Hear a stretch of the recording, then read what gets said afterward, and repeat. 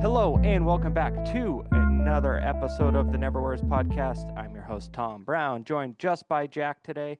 Tim's working a double, so he doesn't get to join in the fun as we talk about the Patriots going to the 14th AFC Championship game we have seen them play in since 2001. And Jack, good morning. Hi, Tom. That's fun. That was a fun game to watch yesterday for exactly 15 minutes. I was going to say, fun isn't the word I would describe it as. So 28-16, they beat the Texans, the vaunted Texans that every person I saw make a pick that wasn't Scott Van Pelt, Randy Moss, or Teddy Bruschi picked the Texans. Uh, it's so classic. It's such a classic thing. The Patriots didn't play great against the Chargers, and the Texans were the last thing you saw against the corpse of Aaron Rodgers, and that was it. It was like, oh, I'm gonna zag here and pick this, but it's not a zag if every person does it.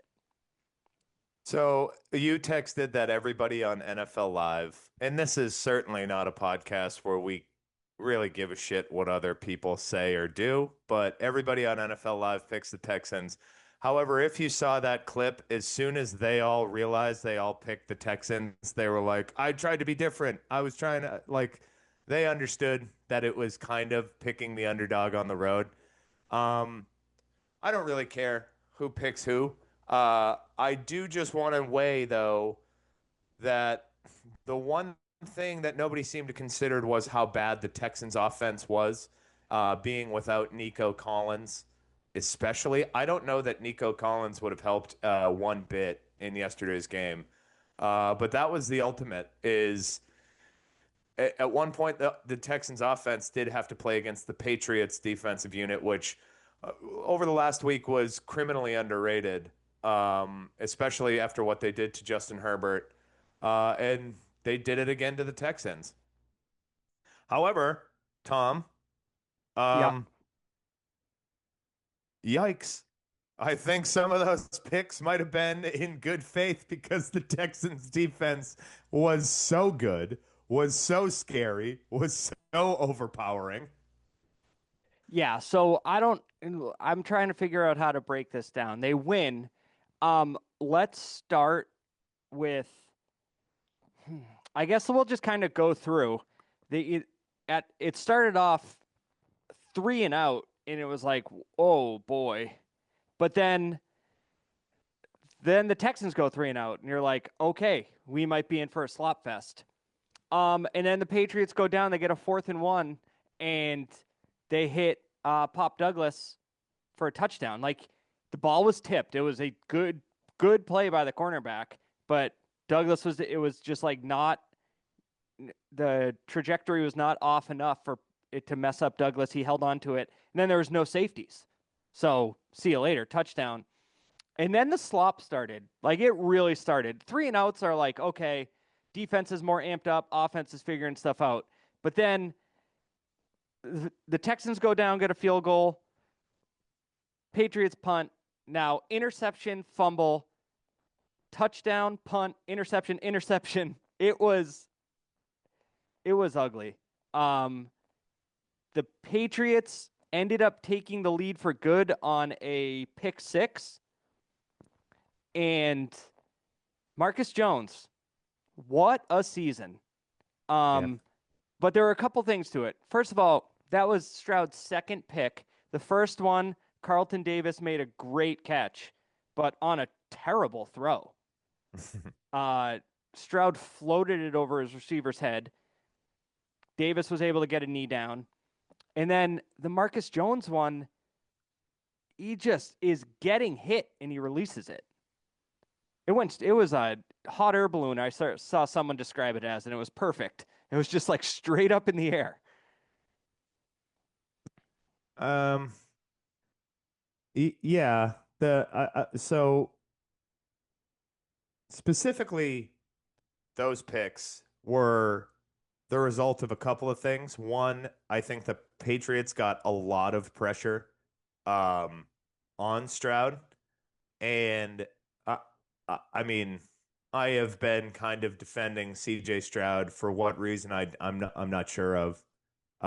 Because when he felt that pressure, he panicked and he made bad decisions. He didn't make I mean, honestly, I don't think he made one single great throw the entire game.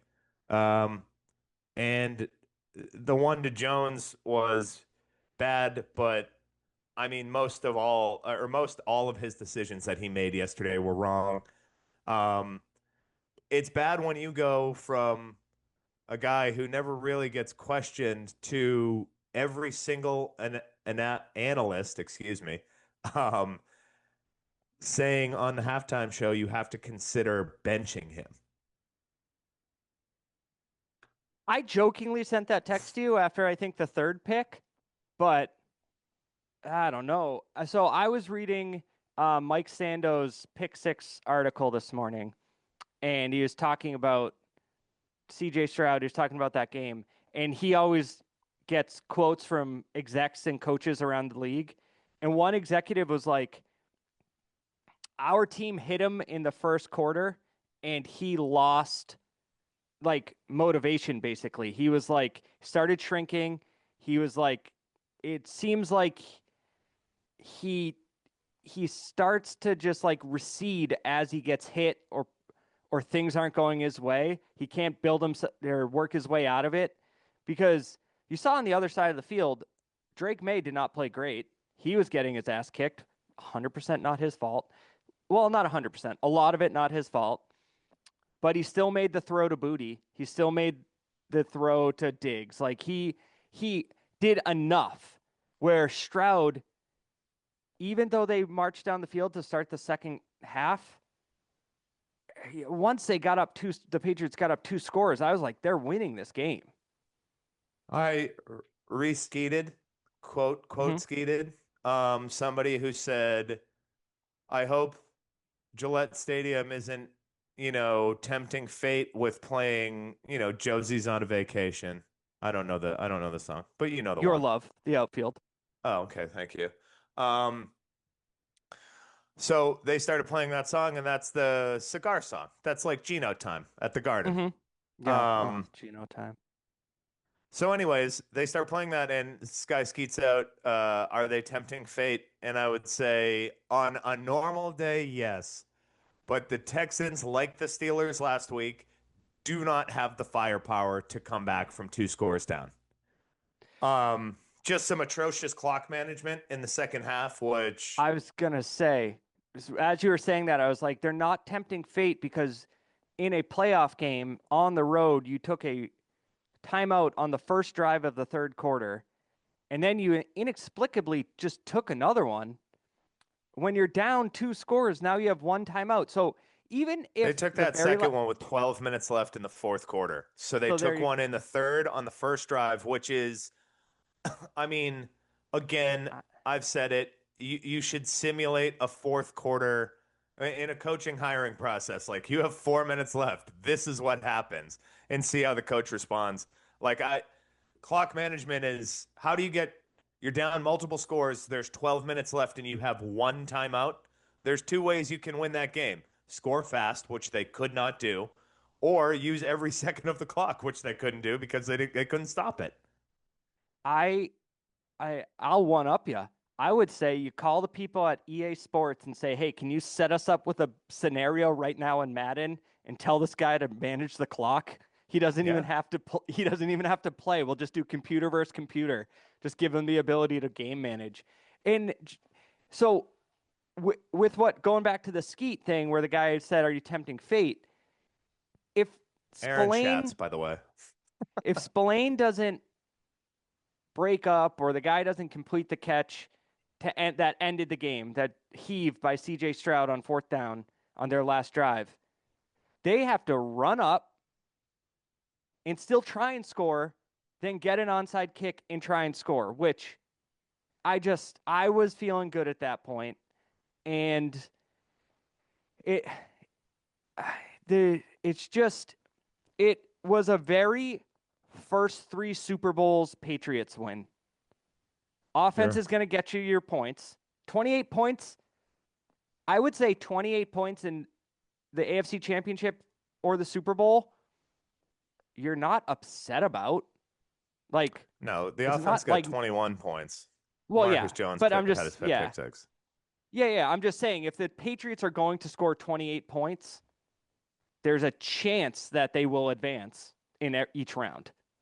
Like, um, so the the other side of the ball, this is where we were saying earlier, fun wasn't the right word. Will Campbell, God bless him, he's a rookie. He's coming off an injury, and he's playing an a first team all pro edge rusher. So this season, if you think of it, the only edge rusher better than him was Myles Garrett. Mm-hmm. And Will Anderson Jr. It it I I don't know how to describe it. It was an evisceration, a He mauling. won the majority. He won the majority of his reps. Oh, Is I'd probably say the nice way to say that. Will Campbell was lucky to get one. Yeah, it wasn't a great game. Last week, Tim and I came on and we said he needs to have a better game so May can have a better game.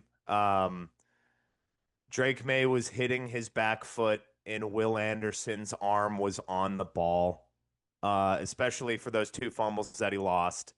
Um, just you want to blame like Will Campbell, but like you said, that is essentially your welcome to the NFL moment after having a pretty clean season before he got hurt.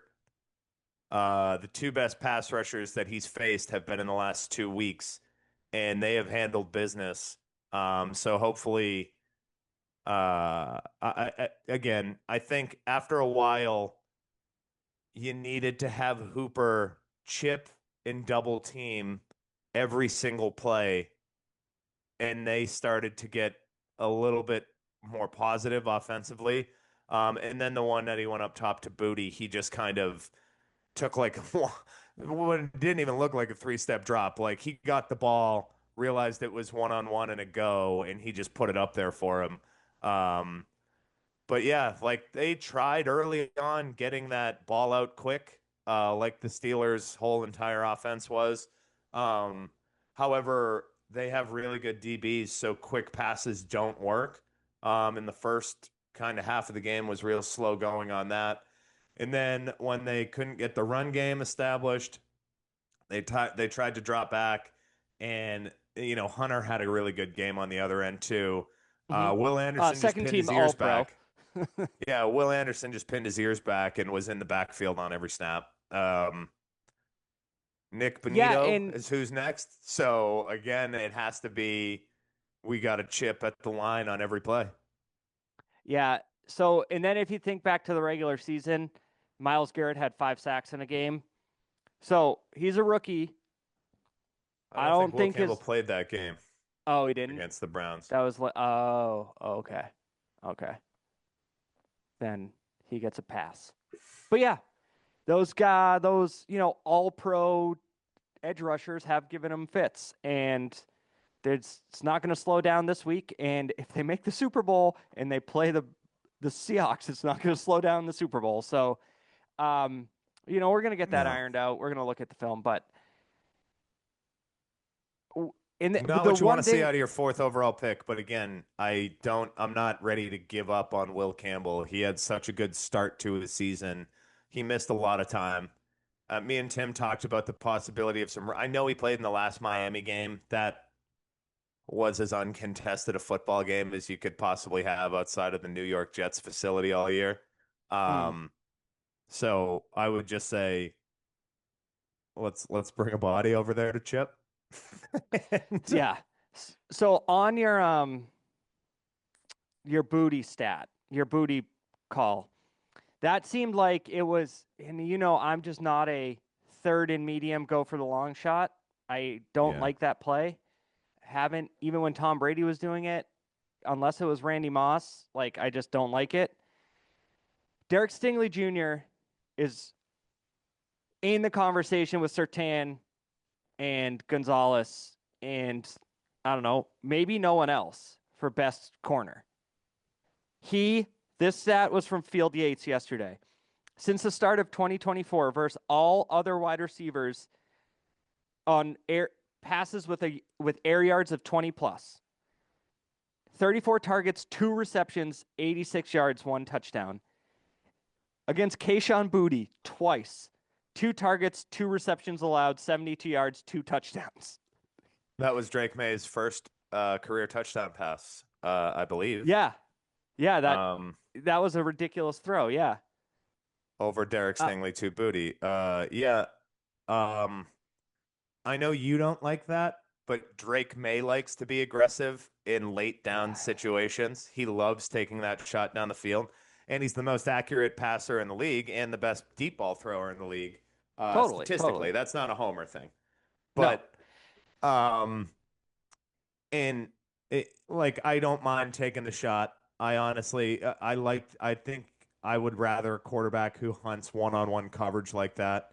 We're going to talk about the NFC champion or the NFC divisional round in a second, where it just looked like sometimes quarterbacks would forget that they had a safety over the top. And it looks like Drake May on those late downs never really does that. He always kind of finds the one-on-one and keeps the ball either, to his receiver or out of bounds. There's not really any other place it could go. So I don't mind the deep shots. Again, I kind of agree with you that, hey, listen, why get to third and manageable and just throw it 25 yards in the air? But hey, Boutte made quite possibly the best catch since Edelman in the Super Bowl in Patriots history. Yeah. Yeah, Hard this to top one was that one. This one was like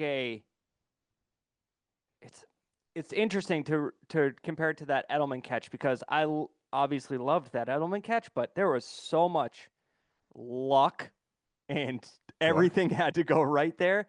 This one was, look what I can do, almost. It was just like I can catch this one-handed. It was just ridiculous. And then the final thing we can talk about with this game is it's an absolute slop fest, as we mentioned. And then in the fourth quarter, the Patriots get pinned at their 3-yard line, and they just churn the clock. It was, you have been destroying us on the pass rush all day, but guess what? We're just going to, Ramondre Stevenson and Travion Henderson are going to milk, 5 or 6 minutes off the clock and effectively ended the game. Yeah, and that, again, D'Amico Ryans was powerless against it because the timeouts weren't there. Right. And it was just run after run after run. And then they hit a 10-yard pass to Boutte, which was a huge play to keep the clock moving.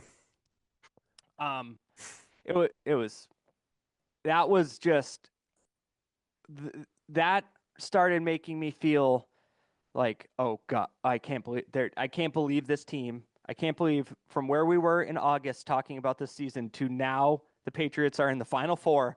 They're in the AFC Championship, and we're going to talk about the path they now have in a second. They're going to be favored. They're going to be favored in the AFC Championship game. On the road, and it's just insanity that this was the season. I got to say, I got a text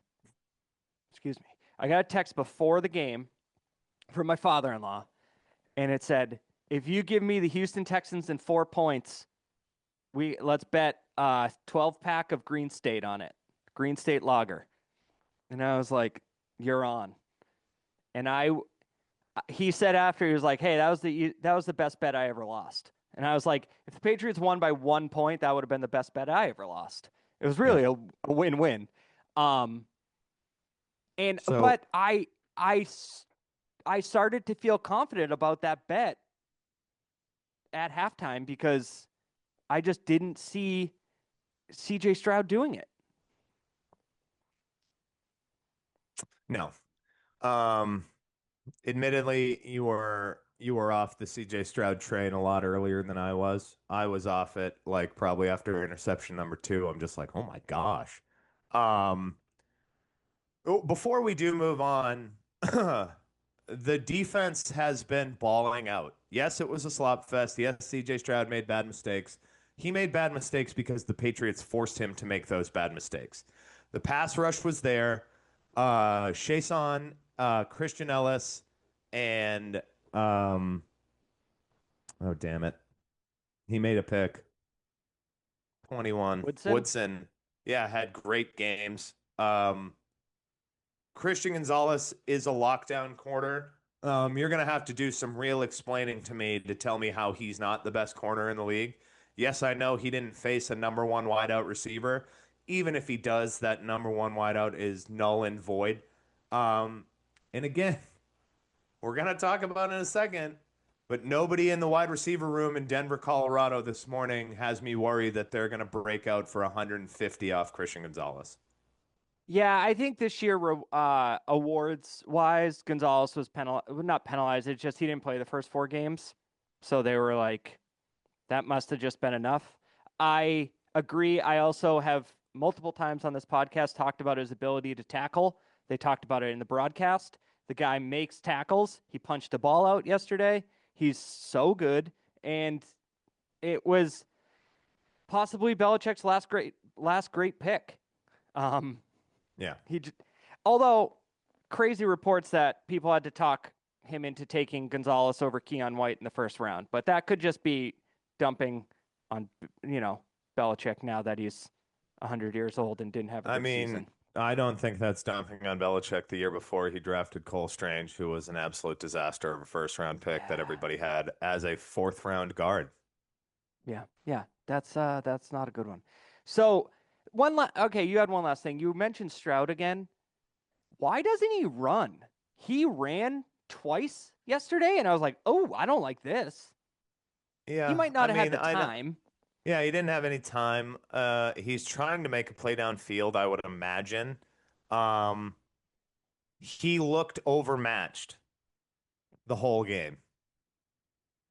Yeah, I think he, after reading that article today and hearing what other execs and coaches are saying and watching yesterday, it seems like from his days in Ohio State, the big play came so easy and then his first year, he had Tank Dell and Nico Harris, or not Nico Harris. He traded Luka Doncic. Nico Collins. He had all these guys, and they were hitting big play, big play, big play. It seems like he's just going for the home run. And they also had a running game back then too. Yeah, true. They had Mixon. And that was the same year Will Anderson got drafted. So the Texans were a more ready-made spot to be successful. However, if you look at their careers, Bryce Young was the clear number one in that draft for a reason, and Bryce Young is having the better pro career so far. Yeah, you wouldn't have said it after the first years, but since then, it's been Bryce Young. All right, Jack. Again, that is just people who are fans of the NFL wanting the immediate payoff from the number one pick, and that shit doesn't happen. No. I mean, did you know Peyton Manning had a record interceptions this rookie year? That is the most parroted stat of all time. All right. So anybody who doesn't watch the NFL would answer that trivia question. They're like, oh yeah, it's Peyton Manning.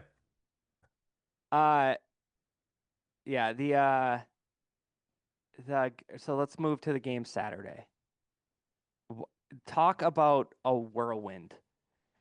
The Broncos beat the Bills. The Bills they fall short again. And Josh Allen left the game. Went to overtime, 33-30. Josh Allen in the post game, he's crying. The offensive tackle's crying. I don't know, a defender, someone else crying in the locker room. They honestly must have said, like, we got a shot here. And I'm watching this game, and as it's happening, even as sloppy as they all played, I was like, I don't think the Patriots beat the Bills. Like, I think Josh Allen is just too much. But he turned into like year 1, year 2 Josh Allen. He was just throwing the ball all over the place to get picked off. and then had the most inexplicable, dumb turnover I have seen in a long, long time, which right there is 3 points. Right there is why that game is tied at the end of regulation. Absolutely right. Now, so what happens, everyone that missed the game or is just listening to us for our sultry voices? There's like 20 seconds left in the half, and the Bills have no timeouts, and he's just running up the gut, and it seriously looked like he threw it backwards. Yeah. It's hard to explain, but it looked like he did some sort of lateral, and the Broncos picked it up and kicked a field goal. Carrying it like a loaf of bread. He had 4 He turnovers. got it knocked out. But like you said, it looked like he tried to lateral it to nobody backwards. Initially, a lineman jumped on it, wasn't able to corral it, and Denver hopped on it with like 2 seconds left in field goal range, and it was 3 points on the board. Denver looked better than. Okay. No, I just want to say on that, Allen himself had 2 interceptions, two fumbles lost. He fumbled a third time, so 3 fumbles, 2 lost. James Cook lost a fumble, and Alec Anderson fumbled. I guess that's. Oh wait, yeah, no, he lost one. So number 4. So is he a receiver? They turned the ball over 5 times. Say what you want about a path. We let him down. We should have won this game. The interception that was a catch, then an interception. You turn the ball over 5 times, you're fucking around, and you found out. Exactly. The Broncos played better than them in the first half. Josh Allen started coming back, being, Josh Allen. The most overused, or it's funny that we transition in from the Peyton Manning rookie stat to now it's time for Josh Allen to put on his cape, which is like, okay, we get it. That's a cute way to say Josh Allen does everything for his team, which he does. However, he was very clear in the press conference. If you turn the ball over 5 times, you don't deserve to win a football game. The Texans didn't deserve to win that game yesterday. The Patriots and Aunt Judy, oh my God, correction. When the Patriots turned the ball over 5 times, they did not deserve to beat the Steelers. You're right. But you just don't deserve to win a game like that. And Tom, go ahead. The amount of talk that has come out of the overtime over the Bills got screwed is a genuine misunderstanding of how the rules in the NFL work. I understand that Dez Bryant caught it. I understand that Megatron caught it. Brandon Cooks did not catch that ball. He didn't. You have to survive the ground. You have to survive the ground and complete the catch. If the defender wasn't there, he was losing the ball because he fell on his shoulder. He hurt his arm. Like, that's a fact. You can watch it. He laid on the ground after he hurt his arm. The impact of the ground knocked the ball loose. In this article I read this morning by Mike Sando, again, dug into it. And what people were irked about was because it went to overtime, they pushed the kickoff of Seattle-San Francisco. The refs were then working a little faster. So they didn't come out and on the mic talk for a minute and a half saying the receiver had possession as he went to the ground. He did not complete the catch as the ground caused the ball to get loose. The problem for the Bills in that situation was there was a Broncos safety right there for the ball to fall in his hands. So everything if you're a Bills fan, I know you're going to take this as we got screwed. I get it. I would be pissed as a Patriots fan if it happened to them. But everyone has come out and said the call was correct per the rule. So that's just, it's shitty that your season ends like that. But that was the 5th out of 5. You turned the ball over 4 times before that. Yep. And I mean, exactly. Per the letter of the rule, it's not a completion. Had Jaquan McMillan, Yep. had he not been there, it would have been an incomplete pass that Brandon Cooks would have just like it would have fell into the end zone because he was that close. Hmm. Again, Josh Allen threw the ball backwards at one point. Uh, uh, for everybody who said this is the Bills' year because there's no Lamar, there's no Patrick Mahomes, like that's such a slap in the face to the number one seed Denver Broncos who hosted that game. Like they're good. There's a reason they were hosting that game. And like you said, you fucked around and found out how good they were. It's just it's it's whitewashing of the NFL rules to make your case. And I heard all day, all travel home to Buffalo, that all McDermott did was call in Buffalo reporters to seethe about how mad it was. And And guess what? He's out of a job as of today. that's true. I mean, I guess why he's upset is because he understood. He must have got the notice before. If you lose this game, you're going to be fired. Um, Sean McDermott didn't turn the ball over 5 times. I don't think he's the best coach in the NFL, but that is a classic. I have gotten this team to the cusp of the Super Bowl 4 years out of 5 or whatever it is with Josh Allen these last or the last few seasons. And Josh Allen hasn't come up in the big moments, so it cost Sean McDermott his job. I don't get I that. I really don't. I will say, in some defense of Josh Allen, it's like an Aaron Judge situation. In the division, I shouldn't like him. I like him. Um, the 13 seconds Chiefs game, he did everything he should have done. Yeah, of course. That's That what I mean. Yeah. okay. I'm just saying. But this is all well and good. Still, we still haven't talked about the biggest story to come out of this game. The Broncos win. Well, Are just hosting before the you do AFC. that, Okay. just before you do that, there is another call that is atrocious, like at the timing of it. Like, ah, shit, a 30-yard pass interference to set up the game winning field goal. That sucks. You cannot, as a cornerback, grab somebody's arms and hip drop tackle them while they're in the air. That is a Yeah. penalty. I mean, I think we're at a point here where everyone just wants to complain. Everyone's going to complain about pass interference, even if it's blatant. Like, because it's like, oh, it's Aaron Rodgers' strategy. It's a little bit past 2 years, the Pat Mahomes strategy. It's like, I'm going to try and get this call down the field because it's not working. But yeah, people are going to complain about refs, even if they're that umpire in the World Series who had a perfect card.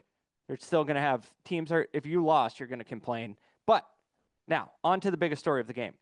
The Broncos win. They're hosting the AFC Championship game. 5 minutes after the game, Sean Payton comes out and says Bo Nix broke his ankle and he's done. Mm. And to quote, let's just say this is Tim's reaction. I know they still have to beat Houston tomorrow, but my nipples are hard. Yeah. And Gross. And folks, those are tough nipples to get hard. That's a lot of surface area. If you don't know Timmy Nips, Ham Nips. He was actually called Ham Nips at a basketball camp. That's true. And more there, it's like a piece of salami. And hold on, but the Ham Nips thing gets better. That was at a basketball camp.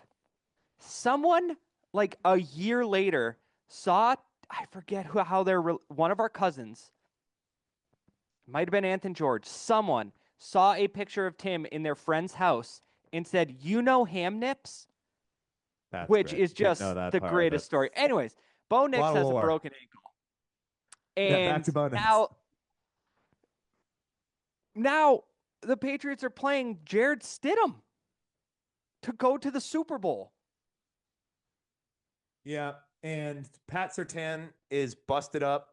The rookie Troy Franklin, who started out the game hot, was in concussion protocol the entire game.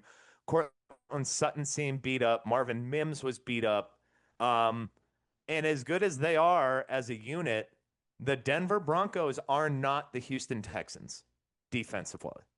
I know They're I good. guess they were They are they were good. good in relate. They might have been rated higher at some point. I don't know the stats. We don't have PFF because no one's listening. We can't get any money flowing through here.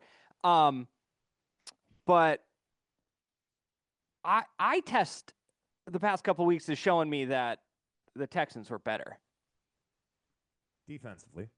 defensively. Yes. I think my biggest thing about the Broncos was Bo Nix is going to, when he needs 12 yards, he's the kind of guy who gets you 12 to 13 yards.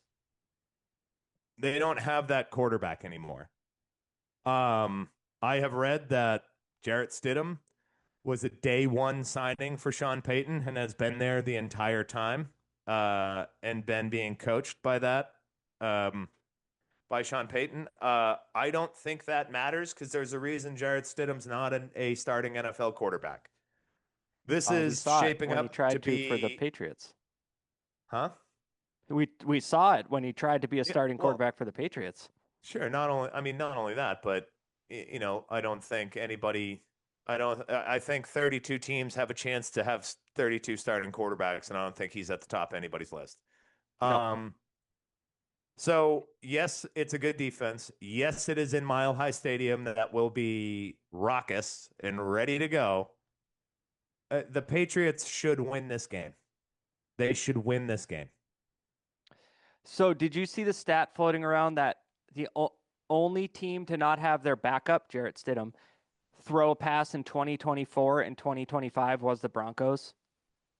The only team where their backup didn't throw a pass. He has not thrown a pass in the last 2 years. And I agree with you, but part of me still thinks this could be a yucky, like 16 to 13 game. Like, that's what I'm afraid of because you're in Yeah. Denver, you're on the road. It just, I like, just don't.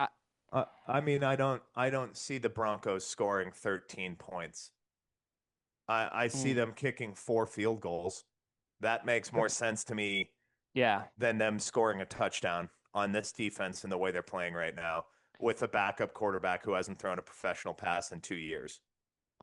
I also will say the thing that Knicks could do that is we've talked about multiple times as a weakness for the Patriots, for all teams really when the quarterback's good at it, is Jared Stidham's going to be a statue. Knicks can move around. Knicks can pick up Yeah. those 8 yards you need with his legs.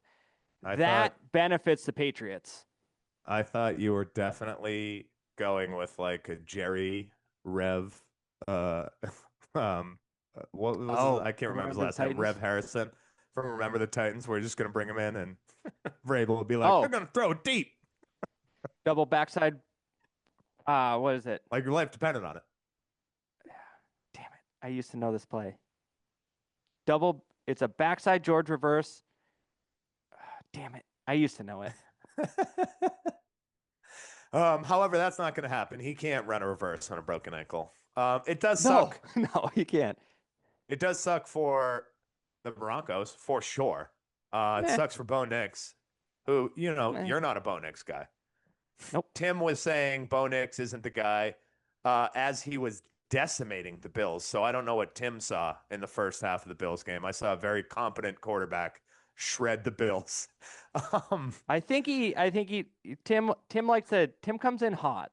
So, um, I think their first drive was a 14 play scoring drive. So yeah, Tim comes, then he they had scored at two one drives point he had later. like 200. I think he had almost 200 yards throwing in the first half with 2 touchdowns. Tim's very reactionary. What probably happened, dishes piling up in the sink. He's got something ridiculous cooking for just him. And it's not done by the start of the game in his new 75-inch TV. So he's upset and he's just like taking it out on Bo Nix. All right. Prediction time for the AFC Championship. What do you have? Patriots by 10. I was thinking Patriots 24-10. Yeah, I honestly don't think it's going to be close. I could be fooled. I could be wrong. And Tom, who knows? Maybe if we're big enough, we can get picked up by Broncos media after they win. But I just I just don't see a path where the Broncos win. Their defense is good. However, Surtain didn't play a lot of the games down the stretch. I don't know if he finished the game yesterday. I certainly didn't hear his name a lot, which again, he's a lockdown corner. Sometimes when you don't hear their name, they're playing their best games. Um, but I don't know. You handle the pass rush a little bit more effectively than you did the Texans, which doesn't have a first and second team all pro on it. And I think you're in a good spot. I think you let Drake May kind of be Drake May. And this is a Patriot win. Yeah. God. Part of me just hates being confident. Oh, I get it. I get that. All right. So we can actually breeze through the Saturday night game, I think. It was you texted and then you skeeted. It was like the Seahawks had 13 guys out there. They were all over it. What a good defense. Oh my gosh. 3 times they just beat the 49ers. They were just better. The 49ers, again, tons of injuries because they work. You heard this stuff about the electrical factory next to them? No. So, no? Oh my God. No. Google it. There's some report that there's crazy amount of electromagnetic something, I don't even know, gigamites or something around their practice facility, and that can lead to ligament injuries. And the 49ers lead the NFL by a mile in ligament injuries. And then the report comes out, and George Kittle ruptures his Achilles that weekend. Who published this report? Aaron Rodgers? I don't know. Maybe. RFK? Maybe. We got political. I just okay. So the reason the Seahawks suffocated the 49ers was because of some electrical current in the 49ers practice facility? No, it was because the Seahawks are probably the best team in football. That's it. You know, they won that game. They dominated that game and had 170 yards passing. Yeah. That's how good the Seahawks are. Buried Talk about in the last, letting you play their game. Buried pretty much because I didn't hear about it. Is Sam Darnold oblique injury? Like, I heard about it. A guy I work with is a Seahawks fan, and we got on a call Thursday afternoon, and he said, I was like, pretty big game this week. And he goes, I just heard Sam Darnold might not play. And I was like, where did you hear that? Yeah. And then he was like laid onto the field, but yeah. I mean, him rolling left and hitting JSN, he looked fine. The running game looked fine. And the defense looked as impressive as Houston's defense on Sunday for 3/4 of the game. Yeah. It was kind of a good palate cleanser of like, oh, I can just go to bed after the Bills Broncos. 100%. Yep. It was like, okay. I oddly stayed up till Kenneth Walker scored his 3rd touchdown, and I was like, why am I still up? And went to bed. But yeah, we watched Knives Out, the new Knives Out movie. Oh yeah, I saw it. I liked it. Yeah. I really like Josh O'Connor, but that's for a different podcast. So they're gonna host. So now, actually, probably the 2 best home field advantage stadiums in football are hosting the championship games, which is fun. Yeah. And then Sunday night, he did it again. There's nothing to say. I texted Caleb Williams time to you and Tim, and then they had a bad drive. They punted. Yep. And then Sean McVay decides, let's bleed 7 seconds off the clock and run before the 2-minute warning instead of taking a shot, which was dumb. Yeah. Giving the ball back to Caleb Williams. So, everyone, it was kind of a meh game. Weather elements might have played a factor. And it was the Bears get the ball back down 7. What does he do? Caleb Williams just gets them into scoring position in no time.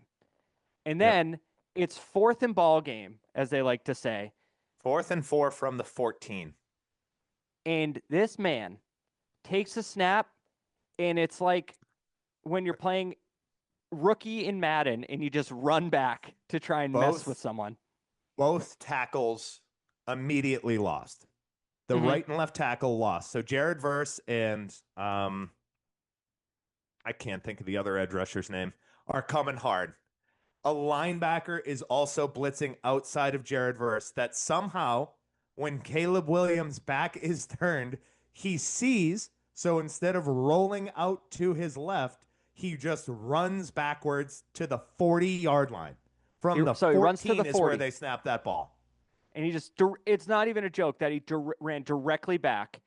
And he, falling backwards, might not have Pauses. had He feet on the pauses, ground. finds Cole Kmet in the corner of the end zone in the only one-on-one matchup on the field. And the ball goes 55 yards in the air, which is insane. It's just a ridiculous amount of air yards. If Especially you're with how he clean, threw it and the way his body turned. I was going to say, if you had a clean pocket and stepped into it, but he was, I mean, I've watched it 4 times. I watched it right before we jumped on here. I don't know if both feet were on the ground. I don't, Jared Verse was hitting regardless, just falls into Cole Kmet's hands, a dime. kick the extra point. A And dime. It's the most unbelievable thing that it has happened for like 8 straight weeks. He's done something like that. It was better than the play he did, the pass he picked up against the Packers. 4th and 8 to Odunze. I mean, all this to say, he threw a bad pick in overtime, which was more DJ Moore's fault than his, and the Rams won. Now we got Rams DJ Seahawks Moore's part fault? 3. No, I watched I saw something that said DJ Moore gave up on this route, and if you watch it, DJ Moore stopped running. Oh, It could have at least been like a pass breakup. I felt like it was kind of underthrown. He had a street like a wheel route, maybe with Kmet. Loveland got knocked out of the game, so it was Kmet. And then he had Moore coming across, and he looked like he just shorted it, which is funny because it was probably the only time he threw flat-footed, stepped into a throw, and had a clean pocket, and he just didn't get enough on it. Which is like, you make these crazy Mahomes-esque escaping throws, and then the one that you have to deliver, granted, the cornerback laid out and made a pick. Sure. But I don't know, man. Sometimes I feel like maybe he's zooming it. He's Henry Rowengartner it too much because some of these hit DJ Moore's hands or Luther Burden's hands and they can't control it. Granted, it was slippery. Like Caleb Williams looked like the only person who had a full grip of that football and could control whatever he wanted to yesterday. But like you said, pick Matt Stafford. Matt Stafford made an incredible throw to Devontae Adams on the sideline. And field goal, Rams win. So I was thinking during this game, this year specifically, are those 2 quarterbacks the ones you least want to see when you're like, okay, 2 minutes left, if they get in field goal range, it's over? Yeah, or would you throw Josh Allen in there? Because he's course. always wearing his cape. The last year, especially, I would say, or is the person who possessed the ball last in that game was going to win. And they asked Ben Johnson why he didn't go for 2 for the win there. And the Bears hadn't been great inside the 5 in goal-to-go situations all year. So he said he thought about it, but he said take the point, get it to overtime. But, Matt Stafford is just too much. And I think, I think you give Matt Stafford an inch, he'll burn you. He's really going to go down. He's going to get his flowers when he retires because that dude can straight up play quarterback. All right. So now we have Rams Seahawks part 3. And I believe it was split during the season. We had a great Thursday night game. Yep. And then I think the Seahawks won the first one, if I'm not mistaken. Regardless, it's kind of just great because it's a really good play calling defensive head coach in Seattle and a good defense, great defense, and a really good offensive play caller with a really good offense in the Rams. Seattle. Rams have a good So defense too. yeah, they do. If you want to go down the line, like Seattle has the advantage in defense, although LA's good. Um, Jared Verse is legit. But I mean, it's the NFC Championship game. You really have to kind of weigh quarterback versus quarterback, and it's Matt Stafford versus Sam Darnold. Yeah, yeah. They're just what we saw from that defense makes me wonder: are we like getting this whole? I know it's Matt Stafford. Actually, he lit them up on that Thursday night game. He threw for like 365 yards in was that week 16? But And that Seattle was the came Puka back and game, right? won. Yeah, but Seattle came back and won in overtime, Yeah. 38-37. So I don't know. It's in Seattle. Both games, Jack. I just looked it up. Denver couldn't be better. 45 and sunny. Hmm. Beautiful, beautiful weather for football. And then same thing in Seattle. So uh, I think that helps the Rams because they're an indoor team, and as long as there's no elements. Obviously, yesterday slop fest. I've said that a lot today. Sorry, everyone. But I'm gonna go with the Seahawks. Yeah, me too. I'm not I'm picking not gonna against give a them. score. Yeah, I'm not giving a score. I Uh, don't I don't think I can pick against that defense and how they played. They're at home. It's gonna be super loud. And if Rashid Shaheed busts oh my another God. open the door like that, and that's gonna be crazy. But I know it's their third matchup, Puka versus JSN, of kind of the clear 1 and 2 receivers this year. I mean, Jamar Chase was up there too, but um, I don't know. Sometimes I watch Puka play and I'm like, nobody can cover this guy. Yeah, I mean, Collinsworth said it in the game last night. He's like, by our rating system, which is PFF, he was the best. He was the number one player in football. In football, full Yeah. stop. Um, so we are both predicting a Malcolm Butler Super Bowl rematch. Yep. Which I would love because then the Patriots would be in the Super Bowl again. Um, but Jack, I gotta go because I got an injured kid running down the Oh stairs boy. to me right now.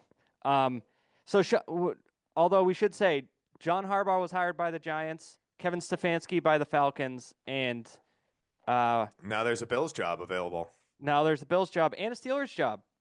That happened this week, but my I makeshift think, table's getting all shaky, yeah, Jack. I hear that, and I know we're gonna be joined by somebody, but my early prediction is Mike McCarthy to the Steelers, I'd say. He's interviewing for that Yeah, job. I saw that. He's a Pittsburgh guy. Um, and I think I wouldn't be surprised if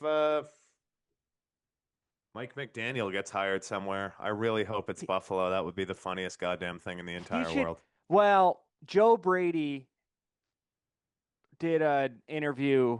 Buffalo OC did an interview today or yesterday, and I saw one of the articles I read today said if Joe Brady's getting interest from someone else, the Bills ownership might say and get rid of McDermott. So don't be surprised if Joe Brady gets um, Wow. I don't, you think, promoted. I just, that's crazy.